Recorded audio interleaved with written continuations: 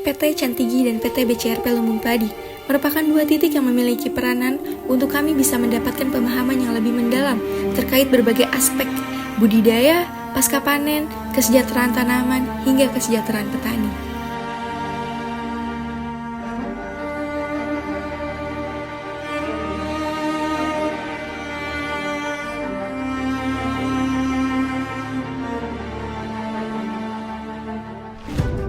PT Cantigi.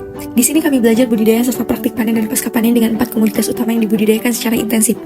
Cabai merah merupakan salah satu komoditas yang dapat dipanen setiap 10 hari sekali dengan hasil mencapai 14 kg per blok untuk 720 populasi keseluruhan. Di sini, Abemex digunakan untuk kebutuhan nutrisi. Untuk mencegah penyakit seperti trips dan kutu yang menyerang pada tomat dapat menggunakan pestisida. Sebagai informasi tambahan, yang dimanfaatkan dari cabai ini bukan dagingnya, melainkan bijinya yang akan dijual ke mitra partner yakni Suburindo. Kemudian ada kentang yang dibudidayakan dengan perbanyakan stek, di mana bibit awalnya diambil di laboratorium Balik Salembang. Kentang yang ditanam awalnya merupakan kentang G0, ditanam pada media kokopit, aram skam, dan diberi nutrisi berupa Abemex. Penyakit yang biasa menyerang kentang adalah fusarium, namun dapat dicegah dengan indotan atau fungisida. Proses aklimatisasi fase G0 kentang berlangsung hingga 3 bulan. Setelah itu, kentang bisa menjadi cikal bakal indukan yang dapat dimanfaatkan dan dibeli petani dengan harga 3.000 per butir. Nah, sebagai informasi tambahan juga, dalam 4 bulannya, satu bedengan itu bisa menghasilkan 1.000 knots kentang. Sama halnya dengan cabai, tomat pun merupakan komoditas yang hanya dimanfaatkan bijinya saja untuk dijual ke PT Suburindo. Tomat yang ditanam adalah tomat dengan varietas Serpo. Jumlah populasi tomatnya adalah 820 polybag atau setara dengan 1.640 benih populasi tomat. Tomat dipanen pada saat sudah matang dan juga merah. Penyakit yang biasanya menyerang adalah tips, batang, dan busuk pada buah. Untuk pencegahannya dapat dilakukan secara bertahap melalui metode mekanik, biologis, dan jika memang sudah maksimum, itu bisa menggunakan metode kimia yaitu menggunakan pestisida.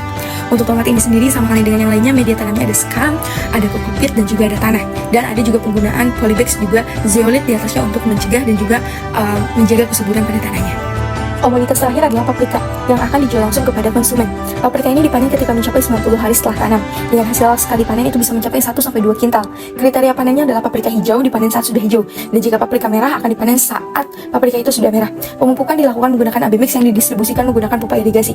Nah, paprika ini merupakan satu-satunya komoditas yang menggunakan teknologi IoT dalam kolaborasi dengan Unpad. Kemudian paprika nantinya akan dijual langsung kepada konsumen berdasarkan grading dari A sampai D dengan harga jual tertingginya bisa mencapai 25.000 per kg.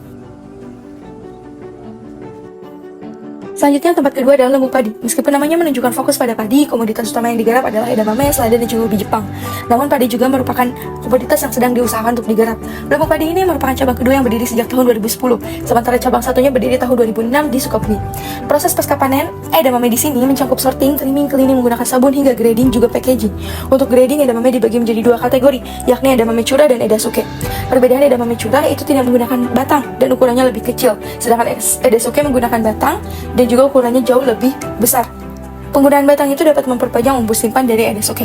Edamame di sini biasanya diperoleh dari petani melalui sistem interaksi antara petani dan rumah produksi, di mana rumah produksi memberikan 6 kg bibit benih dengan target menghasilkan 600 kg edasuke.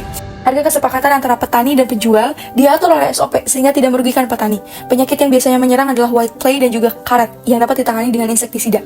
Proses packing di sini hanya sederhana karena packing lanjutan dilakukan di Lembang. Packing sekunder untuk edamame curah menggunakan karung, sedangkan edasuke menggunakan keranjang. Edamame curah di-pack ukurannya 25 kg per karung dan bisa juga 1 kg untuk permintaan pasar langsung. Sementara edasuke di-pack hanya dalam keranjang dengan bobot itu 35 kg.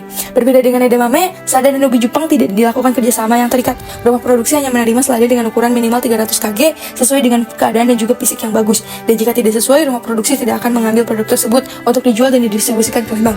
Pendistribusian ke Lembang itu menggunakan mobil pick up yang akan di pick up di waktu sore hari untuk menjaga kadar air dalam komoditas agar tetap tercapai ke Lembang.